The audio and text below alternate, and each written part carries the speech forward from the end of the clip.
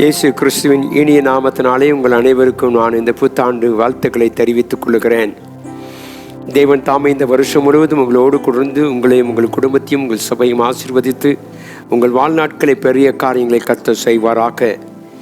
இன்றைக்கு நாம் காலையிலே சிந்திக்கிறதான ஒரு வசனத்தை நாம் சிந்திக்கும் பொழுது ஏசியாவின் புஸ்தகம் 65ஆம் அதிகாரம் 22வது வசனத்தின் நடுப்பகுதியை பார்க்கும் பொழுது, ஏனின் விருட்சத்தின் நாட்களைப் போல் என் ஜனத்தின் நாட்கள் இருக்கும். நான் தெரிந்து கொண்டவர்கள் தங்கள் கைகளின் கிரியைகளை நெடுநாளாய் அனுபவிப்பார்கள். என கண்பான தெய்வ பிள்ளையே, விருட்சத்தின் நாட்களைப் போல நம்முடைய நாட்கள் இருக்குமாம்.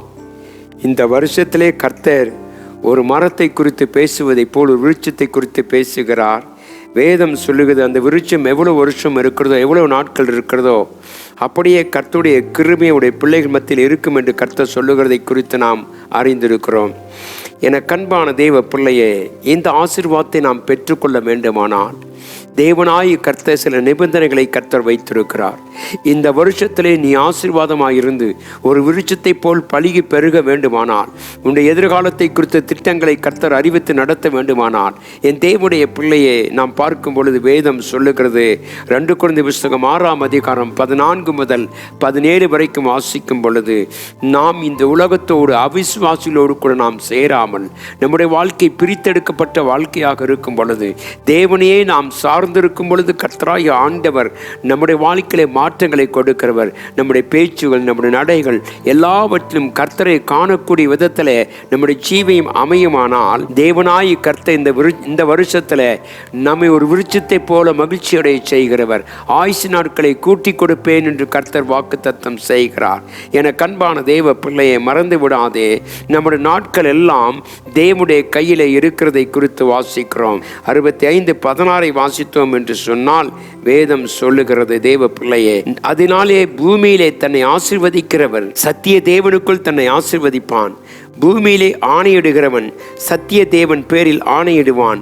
முந்தின இடுக்கண்கள் மறக்கப்பட்டு அவைகளின் கண்களுக்கு முன்பாக மறைந்து போகும். என கண்பான தேவ பிள்ளையே, நீ கடந்த நாட்களை சந்தித்த யுத்தங்களும் போராட்டங்களும் இந்த வருஷத்திலே மாறி கர்த்தனை ஆசீர்வதித்து உன் வாழ்நாட்களை துக்கத்தை கர்த்தர் மாற்றி உன்னை ஆசீர்வதிக்கும்படியாய் கர்த்தர் சொல்லுகிறார்.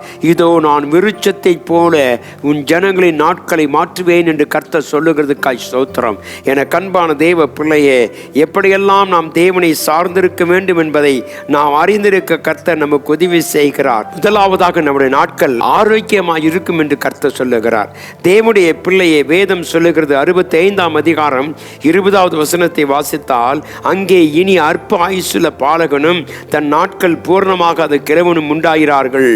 100 வயது சென்று மரிக்கிறவன் வாலிபன் என்று எண்ணப்படுவான். 100 வயதுள்ளவனாகிய பாவியோ சபிக்கப்படுவான். தேவனுடைய பிள்ளையை முதலாவதாக நம்மை ஆசீர்வதிக்கிறவர் நம்முடைய ஆரோக்கியத்தை ஆசீர்வதிக்க விரும்புகிறேன் என்று கர்த்தர் சொல்லுகிறார். இங்கே வாசிக்கும் பொழுது, இனி அற்ப ஆயுளுள்ள பாலகன் இருப்பதில்லை. சகோதரனே, சகோதரியே, இந்த வருஷம் கர்த்தனை ஆசீர்வதித்து உன்னை மேன்மைப்படுத்தி கர்த்தர் மாற்ற வேண்டுமானால், விருட்சத்தின் நாட்களைப் போல நம்முடைய ஜனத்தின் நாட்கள் இருக்க வேண்டுமானால், நாம் இந்த உலகத்தை விட்டு பிரிந்து உன்னதமான தெய்வத்துக்கு பரிசுத்த வாழ்க்கை வாழ வேண்டும். தேவனை ஆராய்த்து மகிமைப்படுத்துகிற வாழ்க்கை இருக்கும் பொழுது வேதம் சொல்லுகிறது, நான் உன்னை விருட்சத்தை போல பெருக செய்வேன். என் அருமையான தேவ பிள்ளையை மறந்துவிடக் கூடாது. இந்த நாட்களில் நம்முடைய பலன் கர்த்தரிடத்தில் வருகிறது என்பதை நாம் உணர்ந்து கொள்ள வேண்டும். அல்லேலூயா. நம்முடைய பலன் நம்மிடத்தில் அல்ல, கர்த்தரிடத்திலே உண்டு. என்னாகமத்தின் புஸ்தகம் 24:6 வாசிக்கும் பொழுது, இதோ நம்முடைய நாட்கள் கர்த்தர் பலனுள்ள நாட்களாய் கர்த்தர் மாற்றுகிறார். என கண்பான தெய்வ பிள்ளை, இந்த கால வேளையில தேவனாய் கர்த்தர் கொடுக்கிற ஆசீர்வாதம் என்னவென்றால், உன் நாட்களை செல்வ செழிப்பை மாற்றி, நான் உன் துக்க நாட்களை மாற்றி உன்னை ஆசீர்வதித்து, இதோ விருட்சத்தின் நாட்களை போல என் ஜனத்தின் நாட்கள் இருக்கும் என்று கர்த்தர் சொல்லுகிறார். அருமையான தெய்வ பிள்ளையே, பயப்படாது. இந்த வருஷத்தை குறித்து தேவன் உனக்கு முன்னே செல்லுகிறவர், உன் வழியை ஆயத்தப்படுத்துகிறவர், உனக்கு நன்மை செய்கிறவர். கர்த்தர் சொல்லுகிறார், நீ விருட்சத்தை போல் வளருவாய். என கண்பான தேவப்பிள்ளை, இப்படிப்பட்ட நம்பிக்கையோடு இந்த காலையிலே தேவன் நம்மோடு கூட பேசிக் கொண்டிருக்கிற நாளுக்காய் நன்றி செலுத்துவோம். இந்த வருஷம் உனக்கு ஒரு மேன்மையான வருஷமாக நீ ஆசீர்வாதத்தை பெற்றுக்கொண்ட வருஷமாக இருக்க கர்த்தர் உதவி செய்வாராக. ஆகவே நம்முடைய நாட்களை கர்த்தருடைய கையிலே கொடுப்போம். அப்பொழுது கர்த்தராய் ஆண்டவர் நாம் அசுத்தத்தை விட்டு பாவத்தை விட்டு கர்த்தருக்கு நேராக போகும் பொழுது நம் நாட்களை விருட்சத்தின் நாட்களை போல் கர்த்தர் மாற்றுகிறார். ஆகவே கர்த்தருக்கு நன்றி செலுத்துவோம். இந்த வருஷம் முழுவதும் கர்த்தர் உங்களோடு இருந்து உங்களை பாதுகாத்து வழிநடத்துவாராக. கர்த்தர் நாம மகிமைப்படட்டும். நாம் கண்களை மூடி ஜெபிப்போம். எங்கள் அன்பின் நல்ல தகப்பனே, இந்த அருமையான காலை வேளைக்காய் உமக்கு நன்றி செலுத்துகிறேன். வானங்களும் வானாதி வானங்களும் கொல்லாது எங்கள் தேவனாகிய கர்த்தர், நீர் எங்களுக்கு வைத்திருக்கிற மாபெரும் கிருபைக்காய் ஸ்தோத்திரம். இந்த வருஷத்தை கொடுத்தீர் ஐயா. இந்த வருஷத்தை நீர் எங்களை ஆசீர்வதித்து தருகிறதுக்காய் ஸ்தோத்திரம்.